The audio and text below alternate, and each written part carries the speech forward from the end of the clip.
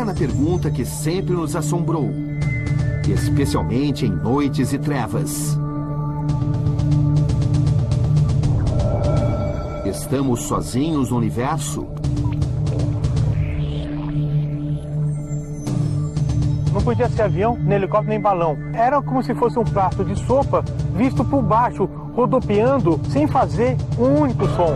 Seres de outros planetas visitam a Terra? É só a gente se preparar, que eles estão para chegar aí. Alienígenas estão nos observando? Esse círculo aqui é uma das marcas, segundo eles mesmos, são as marcas das sapatas das naves quando estiveram aqui. Sabe, temos 3 aqui, temos essa, temos mais uma aqui no alinhamento, tá? O que mostra uma possibilidade de um tripé.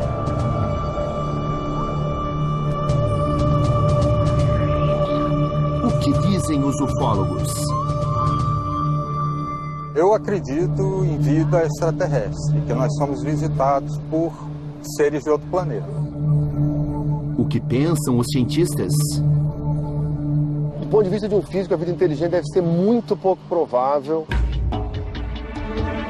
O que acredita esse brigadeiro da reserva? Responsável pelo espaço aéreo brasileiro por 6 anos. O senhor acredita em disco voador? Não, eu acredito. O senhor demorou para responder. Eu acredito em fenômenos inexplicáveis. Pela primeira vez na história do Brasil, o governo libera documentos de 3 décadas de monitoramento do espaço aéreo. A Força Aérea sabe que essas coisas estão vindo de fora, né? Mas não sabe dizer de onde vem, o que eles querem, o que eles vieram fazer aqui. E as revelações são surpreendentes. Esses arquivos revelam que o espaço aéreo brasileiro foi visitado por seres extraterrestres nesse período? Revelam que objetos não identificados circularam no espaço aéreo brasileiro.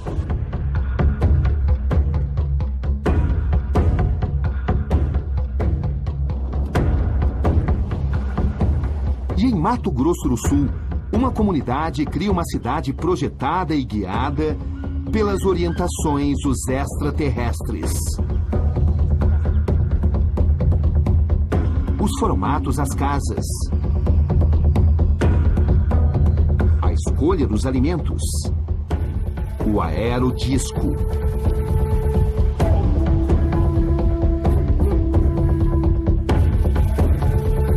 as cavernas,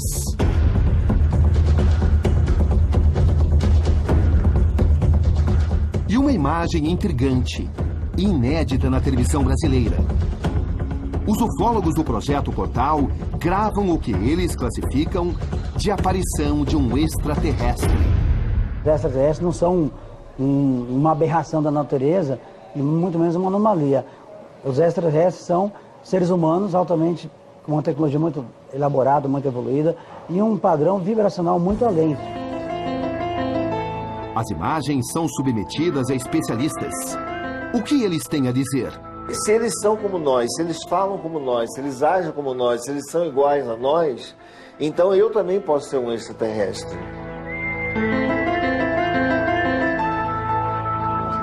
Lunáticos ou um povo escolhido por uma inteligência superior?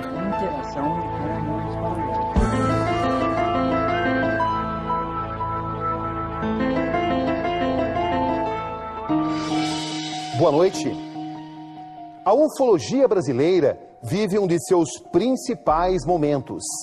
Acaba de ser aberta a caixa preta dos objetos voadores não identificados em espaço aéreo brasileiro. Documentos mantidos em sigilo durante décadas pela aeronáutica serão revelados. Aqui Roberto Cabrini e esse é o Conexão Repórter.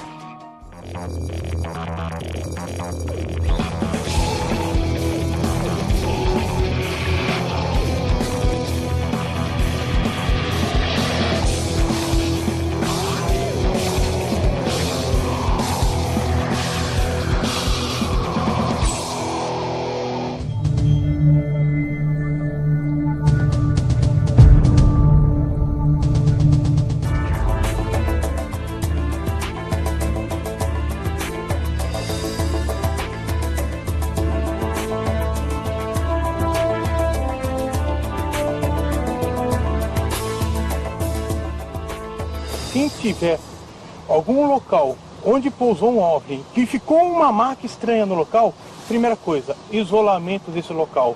Por que o isolamento? Para evitar qualquer tipo de alteração que alguém possa fazer, até sem querer. E esse isolamento é necessário para que a gente possa fazer uma perícia inicial, uma análise preliminar no local.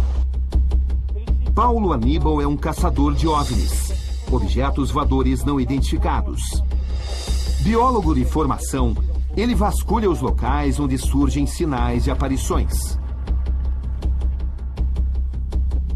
Isso começou com o meu primeiro avistamento, tem quase 24 anos atrás, que eu vi 5 objetos prateados em cima de um prédio, na cidade de São Paulo, na Zona Oeste. Não podia ser avião, nem helicóptero, nem balão. Era como se fosse um prato de sopa visto por baixo, rodopiando, sem fazer um único som. E com movimentos, cada um desses um movimento próprio. Um ia para a direita, para a esquerda, outro ia para o outro lado.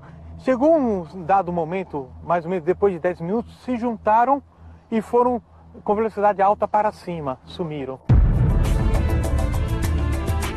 O espaço aéreo brasileiro é invadido por OVNIs?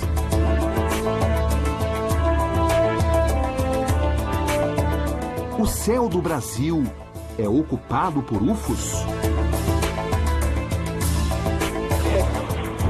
Os radares conseguem captar as naves e outros planetas?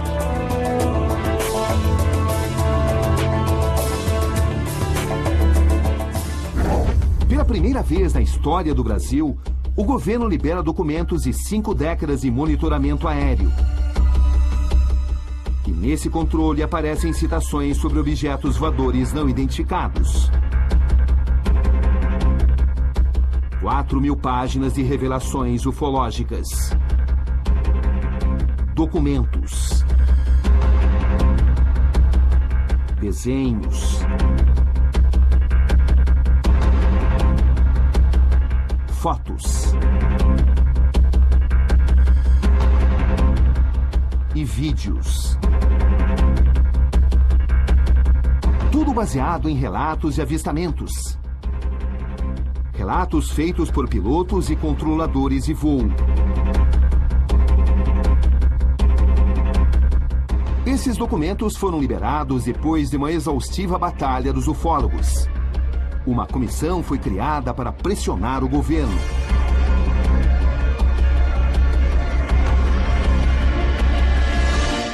Olha, um dos pontos que a gente coloca como fator importante dessa liberação é o conhecimento científico. Né? Conhecimento científico, conhecimento histórico, para finalmente todo mundo tomar conhecimento disso, correr atrás, que é um direito da população que se interessa por esse fenômeno. Os documentos estão disponíveis no Arquivo Nacional. Um dos mais relevantes é o da chamada Operação Prato. Veja trechos de um dos depoimentos do piloto. Dia 28 de novembro de 1978, Tomé Açu, Pará. Quando iniciada a descida, observou-se o deslocamento de um objeto voador não identificado. O OVNI manteve-se em voo nivelado por um período de 4 minutos, com a mesma velocidade da aeronave. Em seguida, subiu em ângulo acentuado, em grande velocidade. Agora repare esse trecho.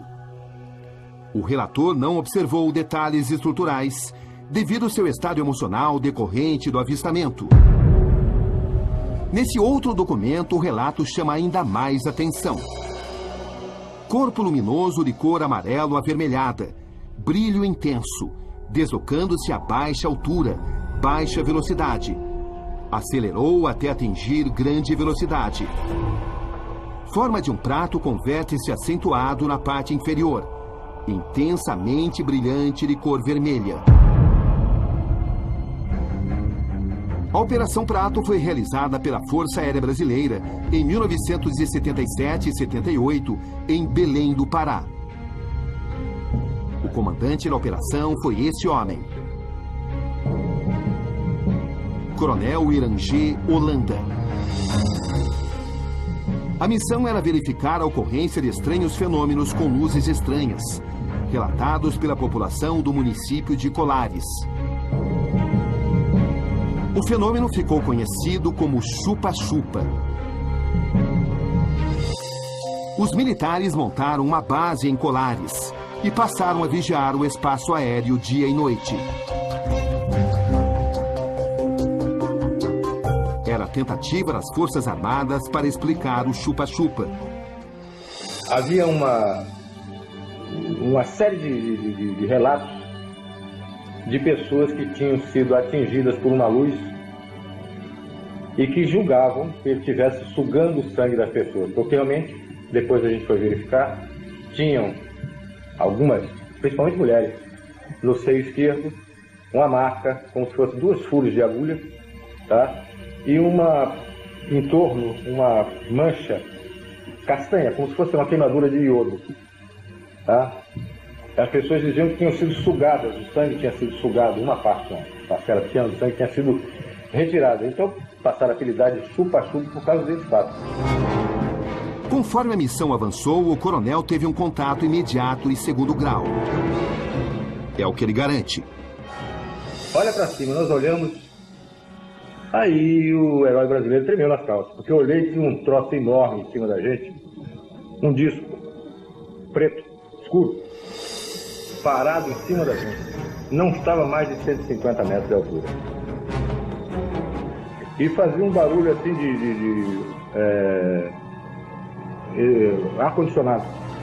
E alguma vez assim, aparecia esse barulho de bicicleta, aquela catraca de bicicleta. Fazia um barulho assim como se fosse uma catraca de bicicleta quando você pedala ao contrário. Tá? Aquele troço parado com aquela luz no meio. Mas uma coisa muito grande. Eu acredito que uns 30 metros de diâmetro. Tá? Aquele troço parado em cima da gente. Nós ficamos olhando e ele logo em seguida começou a emitir uma luz amarela muito forte. Esse homem comandou por 2 anos o CONDABRA, Comando de Defesa Aeroespacial Brasileiro. Por 4 anos ficou à frente do alto comando da Força Aérea. Hoje na reserva, o brigadeiro José Carlos Pereira ajudou a Comissão Brasileira de Ufólogos a pressionar o governo para liberar os documentos. Por que durante tanto tempo essas informações ficaram sob sigilo? Olha, isso nós temos que voltar após a Segunda Guerra Mundial e a Guerra Fria, onde toda e qualquer aparição, qualquer fenômeno estranho que acontecesse no planeta, sempre era visto como uma arma secreta soviética, uma arma secreta americana.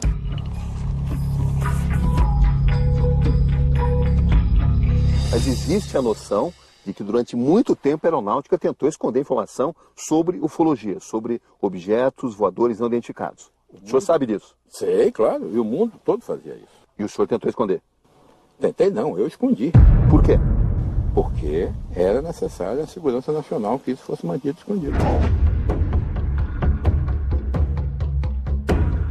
Esses arquivos revelam que o espaço aéreo brasileiro foi visitado por seres extraterrestres nesse período?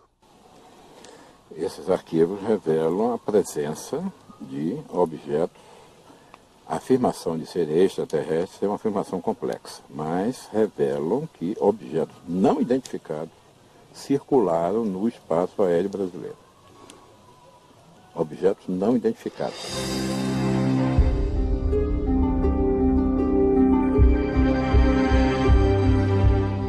O senhor confirma que a Operação Prato existiu?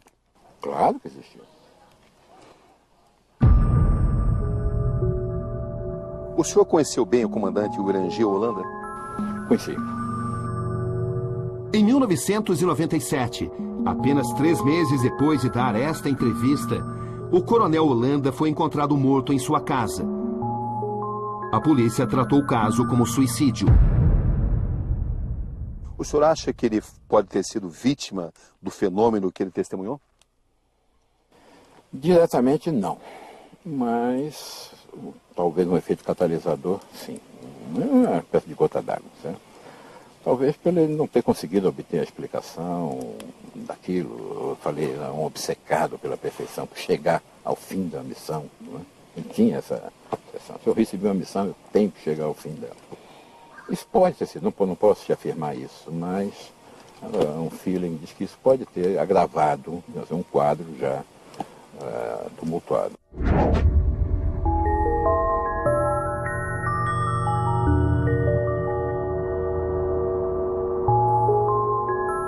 Daqui a pouco, uma imagem inédita na televisão.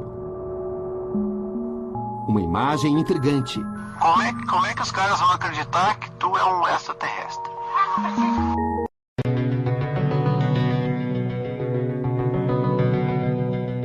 Voltamos a falar dos arquivos liberados pelo governo que tratam de aparições de OVNIs, objetos voadores não identificados.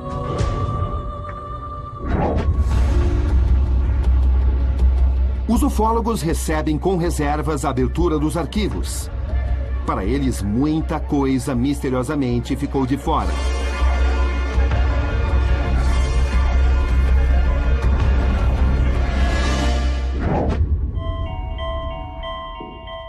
Fogueira, noite de estrelas, silêncio. Os principais ufólogos brasileiros esperaram durante 30 anos por um momento como esse. A chance de questionar, cara a cara, o homem que controlava os arquivos da aeronáutica brasileira. Esse é o momento.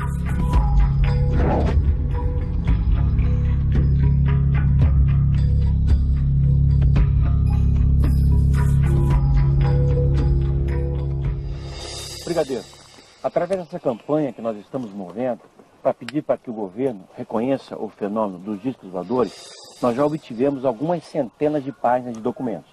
Entre eles esse, que é do Ministério da Aeronáutica, produzido em 1986, em que se conclui que discos voadores ou objetos chamados nesse documento de fenômenos perseguidos sobre São Paulo eram sólidos e estavam sob controle inteligente. Havendo essa admissão por parte dos militares, há alguma chance de que o governo brasileiro, algum dia, talvez na próxima administração, reconheça a materialidade do fenômeno UFO e que nós estamos sendo visitados por outras espécies inteligentes? A palavra sólido não significa inteligente. E a palavra inteligente não significa necessariamente sólido. O que está escrito no documento é que os objetos eram sólidos e aparentemente conduzidos por entidades inteligentes. Exato. Os objetos não eram inteligentes, eram conduzidos por... Sim, exatamente. Tá. Não, é bem diferente as coisas, conceitos bem diferentes. Todo objeto capturado por um radar, em princípio, é sólido. O radar não faz captação de fantasmas. O fato de se desviar de um avião voando a velocidade supersônica leva a entender uma manobra inteligente.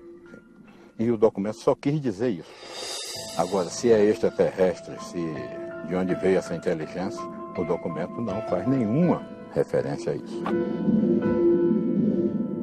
O senhor acredita que toda essa documentação gerada pelos militares brasileiros possa estimular o governo a vir admitir que nós estamos sendo visitados por outras espécies? Eu considero uma coisa profundamente arriscada um governo, seja ele qual for, afirmar peremptoriamente que o seu país está sendo visitado por extraterrestres.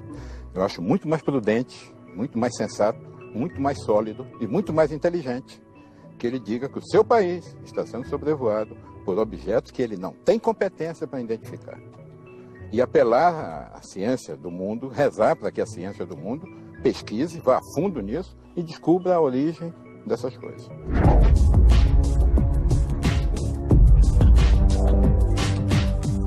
Eu gostaria de saber o seguinte, para vocês ufólogos, o que é que a aeronáutica está escondendo que poderia dizer?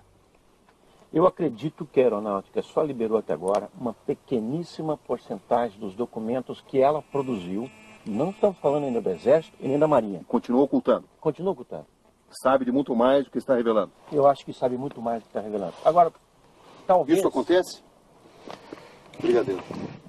Eu digo que, com certeza absoluta, que após a campanha, da qual eu colaborei, dentro das minhas possibilidades, a aeronáutica liberou tudo que foi possível. Okay? Agora, documentos estão espalhados pelo país inteiro, foram concentrados numa determinada época no Condado. Foi um esforço muito grande para concentrar esses documentos. Houve o máximo de apoio possível da aeronáutica aos ufólogos. Documentos foram entregues no momento oportuno. Tudo que foi possível se fazer foi feito.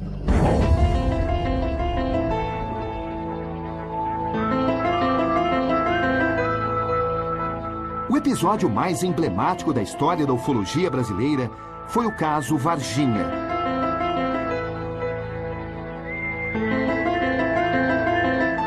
Cidade de Varginha, sul de Minas Gerais. Às 8 horas da manhã do dia 20 de janeiro de 1996, o Corpo de Bombeiros recebia uma chamada telefônica anônima. A pessoa do outro lado da linha relatava que tinha avistado uma estranha criatura em um parque da cidade. Liliane, Valquíria e Kátia foram as 3 meninas que avistaram a criatura.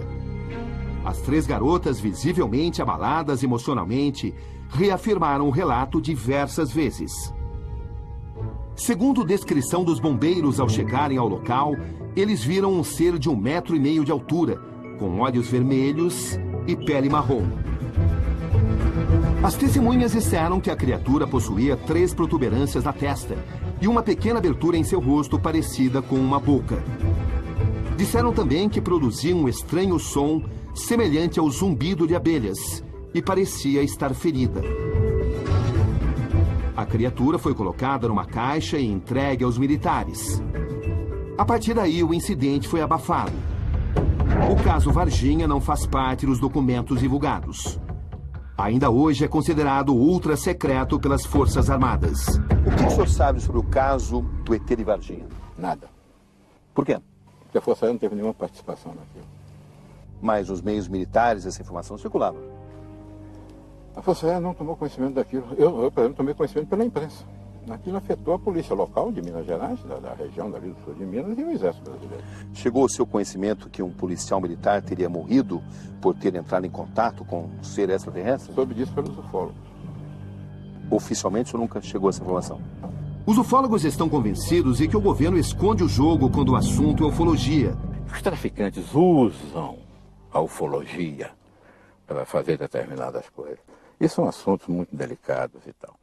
Mas aparentemente os ufólogos não entenderam isso e continuam obcecados por certas ideias. E com isso eles não colaboram nem com eles mesmos, nem com a própria ufologia. É que eles estão sedentos por informações, né? Estão sedentos por... Quem não está sedento por informações, Cabrinho? Me diz um único ser humano inteligente que não é sedento por informações. Eu sou sedento por informações. Muitas informações. E você, como jornalista, deve ser muito mais do que eu.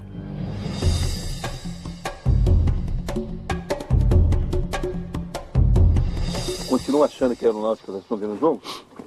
Eu não diria escondendo o jogo, mas as informações mais contundentes documentando a presença desses objetos no nosso espaço aéreo certamente estão ainda sendo retidas. O que nos interessa são os dados ufológicos dessas ocorrências.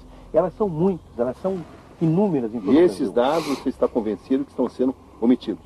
Eu não tenho a menor dúvida. E eu até compreendo por quê. Com que finalidade? Para não causar pânico? Eu acredito que os próprios militares ainda não têm todas as informações que desejam. Eles não têm todas as respostas, como os ufólogos não têm.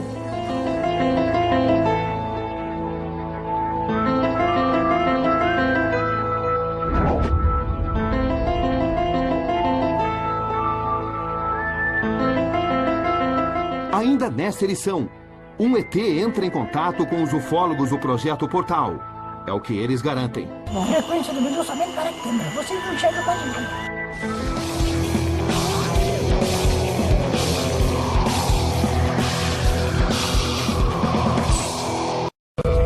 Fenômenos não explicados. Objetos voadores não identificados. Mistérios não desvendados. Ao longo das décadas, ufólogos de todo o mundo tentam provar que existe vida fora do sistema solar. Haveria entre o céu e a terra mais mistério que nossa imaginação pode produzir? Ou é apenas uma viagem de mentes férteis e muito criativas.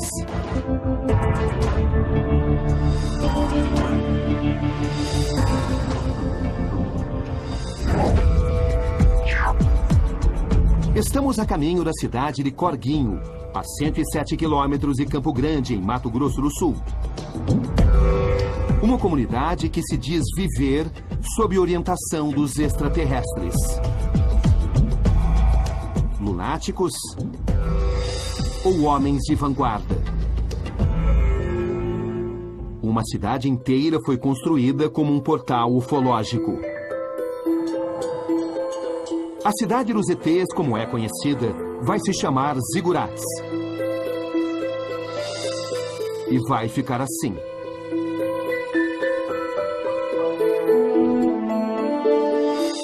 A fazenda tem 60 moradores. Daqui a 2 anos, quando tudo estiver pronto, serão 4.000. As casas têm telhados arredondados e alguns são em formato de iglu. Além de ser muito bonito, em formato exótico, ele é bastante aerodinâmico. Ele não oferece resistência ao vento. E, principalmente também, a sua arquitetura, a sua fundação é totalmente resistente contra terremotos ou algum abalo sísmico que porventura venha acontecer no futuro. Cada iglu custa em média R$50 mil. Márcia é uma das moradoras. Isso aqui é muito confortável, sabe? Você chega cansada aqui dentro, não é quente, não é frio, sabe? Pelo menos o meu iglu não é, sabe? E você vê que eu não tenho ar-condicionado ainda, né? E você deita, você sente assim, revigorada rapidamente, parece que você inspira energia aqui dentro, sabe? É uma coisa diferente, eu não sei explicar ao certo, mas é isso mesmo que acontece aqui dentro, sabe?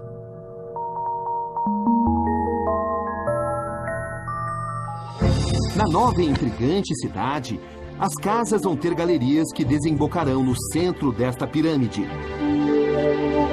Mas tudo isso tem um alto custo. O investimento total da nova cidade é de R$30 bilhões. O dinheiro vem de onde? É um dinheiro que vem dos sócios e cada um, vamos dizer assim, investe o que quer, como quer. E quando fazemos outras campanhas também para conseguir recursos para movimentar toda essa cidade aqui. Mas não precisamos de financiamento bancário, nada disso. São recursos próprios dos associados em si.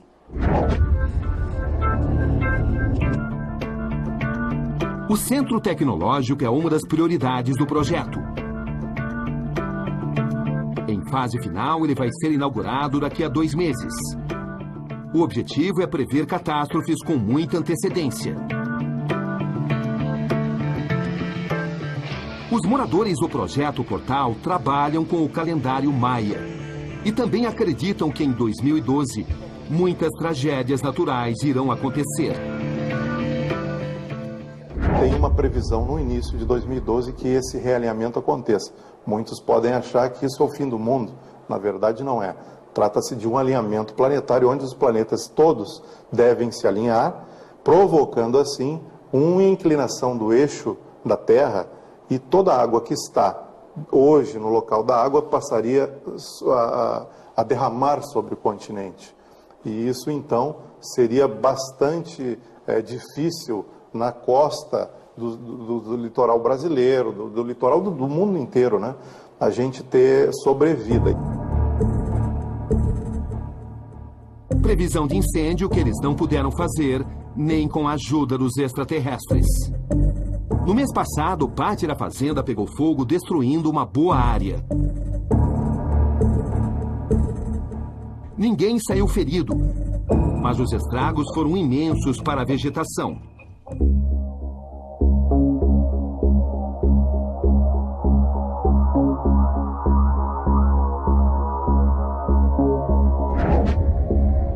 Passado o susto, as construções da nova cidade prosseguem.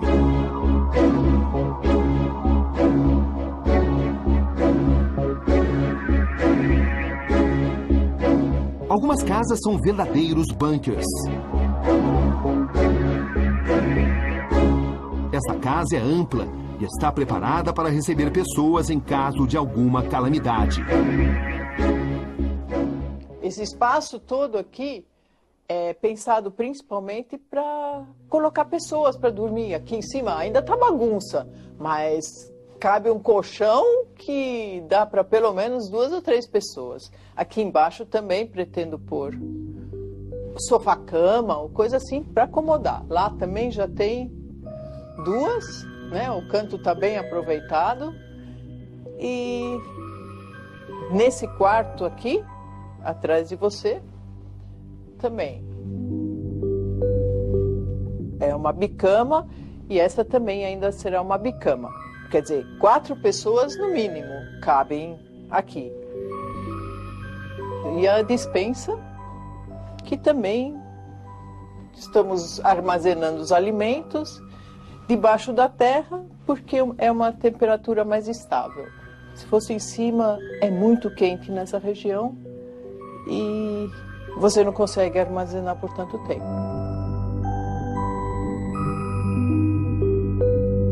Essa porta nós temos para um dia acessar a galeria, né? Deixei tudo semi-pronto, mais tarde é só abrir essa parede aqui de trás e já dá conexão com as futuras galerias. Nas galerias são conexões com a pirâmide que nós vamos ter depois, né? No caso que um dia lá em cima esteja muito caos, pelo menos aqui embaixo da terra a gente está mais segura do que lá fora, né?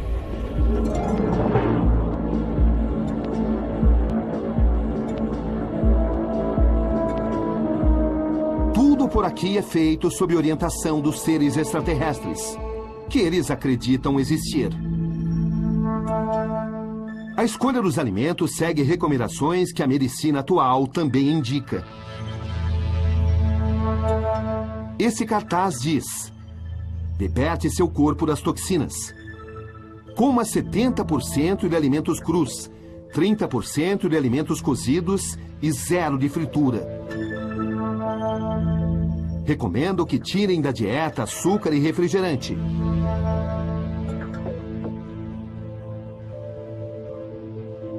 Mas parecem ignorarem o controle do colesterol. Aconselham a comer um ovo cozido por dia antes ou depois das refeições.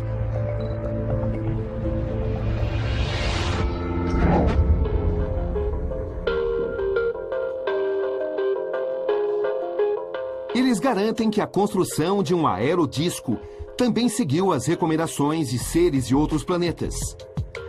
O projeto começou há 5 anos e já custou R$500 mil. Eu recebi uns 10 anos atrás, para que se realizasse esse projeto. Demoramos um tempão e, enfim, hoje nós estamos já praticamente na fase de finalização. Na realidade, foram seres de Pegasus. Eles passaram a mensagem verbalmente, como nós estamos conversando aqui, o contato visual, verbal. O aerodisco já teve seu voo de teste. Mas antes de ganhar os ares, ainda precisa de ajustes. Quando desenvolvermos um projeto muito mais profissional, muito mais elaborado, aí sim nós pretendemos homologar.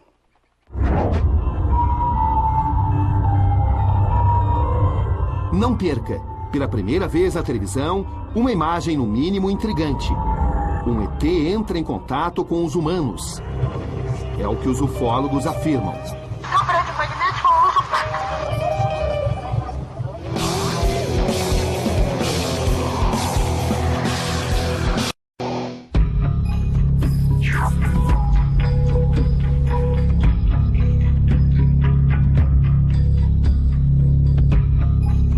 Corguinhos foi escolhida como sede da cidade dos ETs pela localização.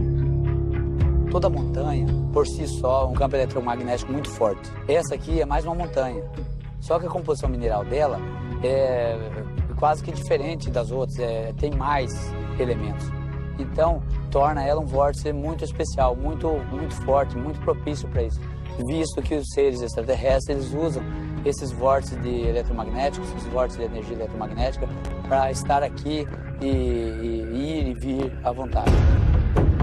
É nessa área que, segundo os moradores, acontecem as aparições e as conversas com os extraterrestres. Na verdade, eles nos dão treinamento para uma inter-relação com eles, porque o objetivo deles é estar entre nós, que nós andemos entre eles e eles entre nós, fazemos uma convivência mútua. Isso não só para nós, não. O convite é para a humanidade, que esteja aberta, entendeu? Que esteja aberta a essa nova realidade. E será que existem sinais dessas visitas? Essas marcas, elas foram feitas por naves que estiveram aqui há muito, muito tempo. Você vê que já está desgastado. Isso aqui são coisas de 200 anos, 300 anos, 500, 1000 anos, tem marcas aí. Esse círculo aqui é uma das marcas, segundo eles mesmos, são as marcas das sapatas das naves quando estiveram aqui. Já temos 3 aqui, temos essa, temos mais uma aqui no alinhamento, tá? O que mostra uma possibilidade de um tripé. São eles que nos dizem, não é uma conjetura, talvez isso aqui fosse o tripé de uma nave. Não, são eles que nos dizem, são marcas do pouso das naves que eles fizeram questão de deixar. Isso aqui é tecnologia, é altíssima temperatura. Para fundir essa pedra aqui, nós não temos tecnologia hoje.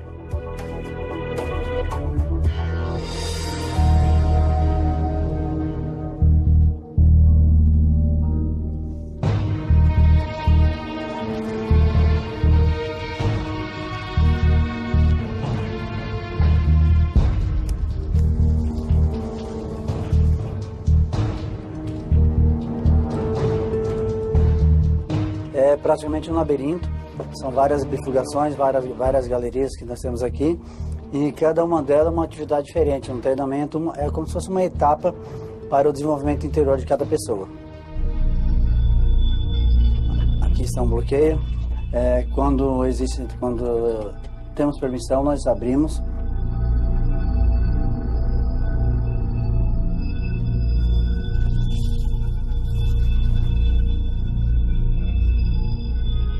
A partir do dia 20 de novembro, algumas pessoas estarão acessando esse bloqueio e, digamos assim, 500 metros adiante ainda, eles terão início a novas galerias, novos salões, onde eles terão os seus primeiros aprendizados. É aqui, nesse lugar, que, segundo os moradores da fazenda, acontecem as aparições dos extraterrestres. Agora preste atenção. Experiências como essa, filmada pelos integrantes do Projeto Portal.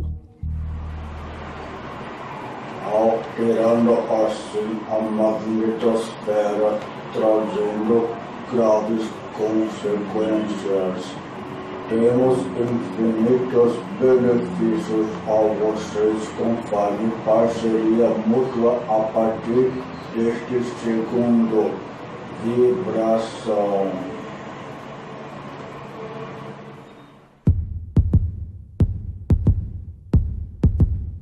O que pensar sobre isso? Nesse outro vídeo gravado pelo Projeto Portal, a gravação capta um extraterrestre adolescente, que tem até nome, Bilu. Onde está pegando Bilu já? Não, não tô te vendo aqui não. Ah, tá. O objetivo não foca assim a luz física de vocês, então o Bilu vai transformar a luz nossa vibracional em uma luz física. Vi. Tô te vendo. Não sabia disso. Que legal. Mas só a câmera tá vendo, a gente não tá vendo. A gente queria te ver. Você tá agachado, Bilu? Eu? Eu estou muito parecido com vocês. Vocês estão sentados. Como é que os caras vão acreditar que tu é um extraterrestre? Não preciso. Não precisa. Só pra nós. Mais tarde. Tá. Você produz essa luz com tecnologia ou é o seu campo eletromagnético? Tecnologia. Campo eletromagnético eu uso placa. Que bom. A frequência do Bilu somente para a câmera. Vocês não enxergam quase nada. Olha, Bilu, eu tô te vendo. Você tá com uma mão no chão, outra mão no joelho, não é isso? Exatamente. Tô vendo seus olhos. Eu também tô vendo seus olhos. Bilu, em relação a essa frequência ultravioleta, como é que a gente pode ativar a nossa visão para poder perceber essa tua frequência? Tem a visão periférica. Meridianos periféricos vibracionais. Fernanda! Oi? Agora filme seus companheiros. Ok. Fraude ou experiência legítima? As imagens são reais, são filmadas por vários pesquisadores do Brasil inteiro. E são imagens realmente que confundem, que geram um certo conflito, porque os seres extraterrestres, eles são humanos como nós. Nós levamos as gravações para o perito da Universidade de Campinas, Ricardo Molina. Ele observa, examina e aponta. Esse trecho para mim é muito fácil de... Vibração.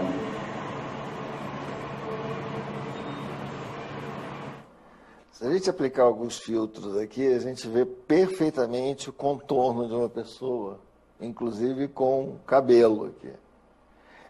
As cores aparecem em negativo exatamente por causa do tipo de câmera que foi usada, Night Shot, né? E depois, no fim da imagem, essa mesma pessoa levanta a mão com algum objeto luminoso na mão, aparentemente uma lanterna.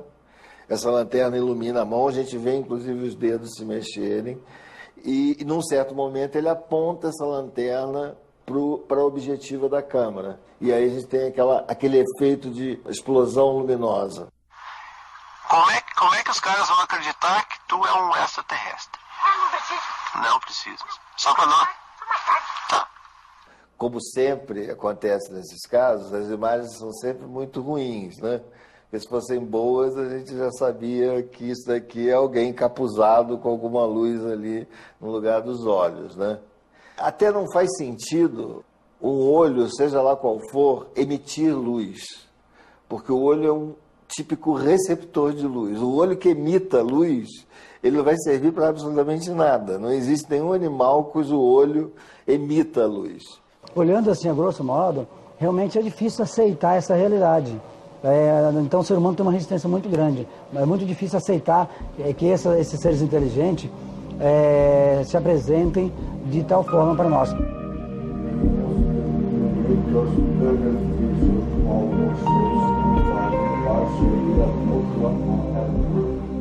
Isso é uma pessoa simplesmente falando devagar, né?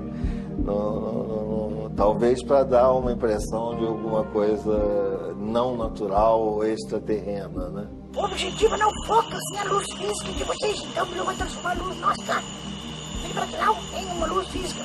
Então, o que é uma voz em falseto? Uma voz em falseto é uma voz onde a pessoa forçadamente tensiona as cordas vocais para que sua voz pareça mais aguda do que naturalmente é.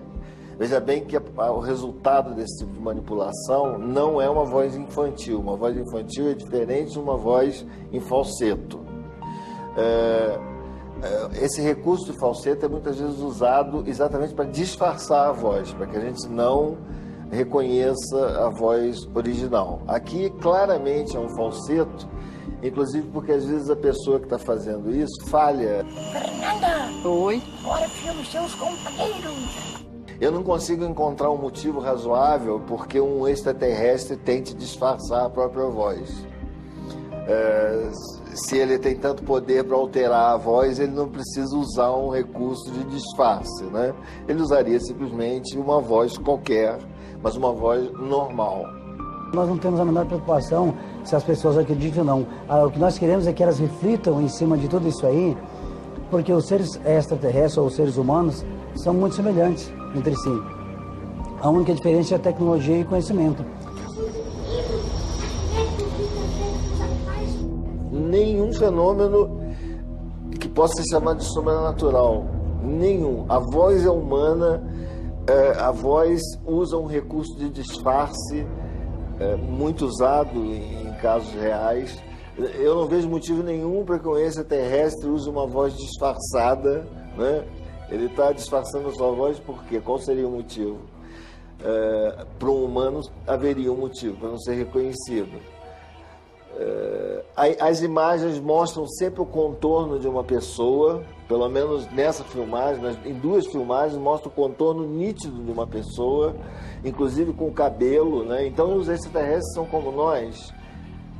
Bem, se eles são como nós, se eles falam como nós, se eles agem como nós, se eles são iguais a nós, então eu também posso ser um extraterrestre. Quem prova que eu não sou?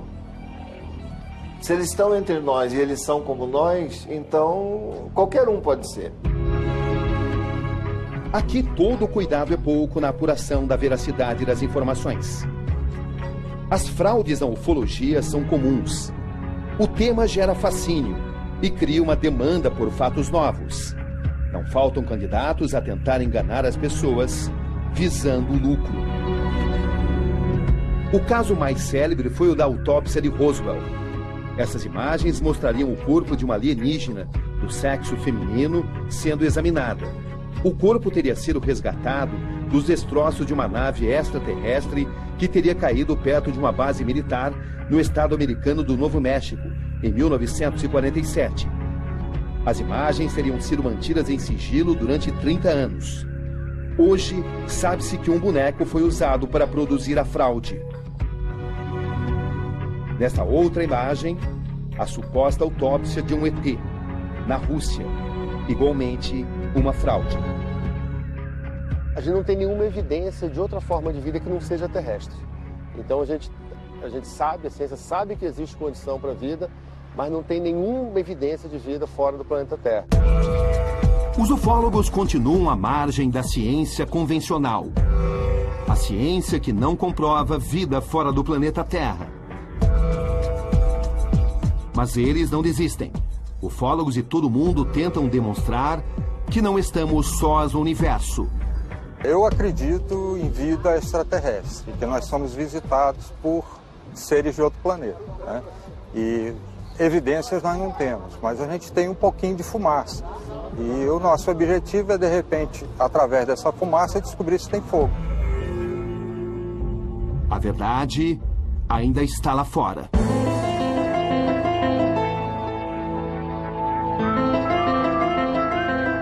A ciência convencional ainda não aceita as provas usadas pelos ufólogos. Mas isso não significa que esses polêmicos documentos devam ser ignorados. Aqui Roberto Cabrini, e este foi o Conexão Repórter. A notícia que percorre o mundo nasce aqui. Boa noite.